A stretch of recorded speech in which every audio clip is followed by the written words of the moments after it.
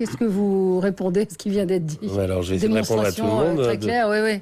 Alors, déjà, j'ai relevé Anne Hidalgo a parlé de prédatisation. Ouais. Et vous remarquerez que cette année, la ville phare de Airbnb, ça va être Tokyo, qui n'a pas de régulation, justement. Ouais. On sort, donc on est la première destination mondiale, l'Europe, première destination touristique, la France, et on est certainement la destination qui a le moins de régulation concernant ce type d'économie. Aujourd'hui, que ce soit les acteurs du numérique, et nous, on est les premiers à en avoir été... et les victimes et les bénéficiaires au départ des réservations en ligne. C'est l'hôtellerie qui a lancé le principe de la réservation en ligne et qui le subit et qui combat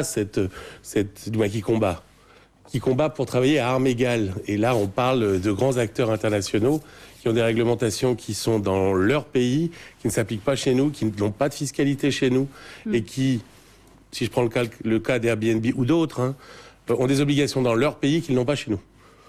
Ouais. Dans le cas de la Californie, pays natif d'Airbnb, eh bien, les obligations déclaratives existent, alors qu'on doit déclarer au fisc. Ils déclarent au fisc américain ce que leurs hôtes collectent. Oui, mais alors ça, nous, on est en bonne marche, a priori. Qui vont se mettre en place, mais c'est pas votre principal problème à vous, et puis, hôtelier. Vous déplorez en fait une baisse de votre activité. On déplore pourquoi? Parce qu'on trompe le consommateur. On trompe le consommateur.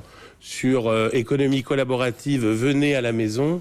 Il y a peut-être sur Paris 4 à 5 000 vraies offres Airbnb par rapport à l'idée d'Airbnb au départ. Je rappelle qu'Airbnb, ça veut dire, il le disait bien dans toutes les précédentes interviews, c'est Hair, Bed and Breakfast. Donc, ça veut dire, vous venez, on va mettre un matelas dans la cuisine et vous allez dormir chez nous.